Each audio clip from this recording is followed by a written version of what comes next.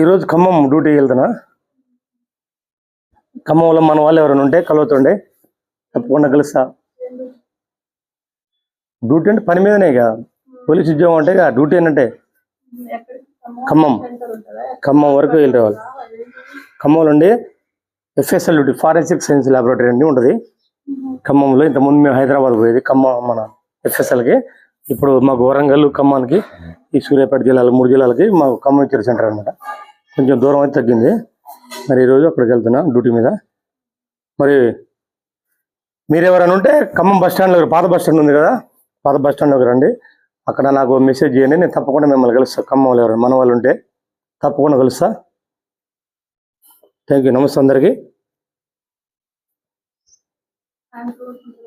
సాయంత్రం వరకు ఉంటుంది.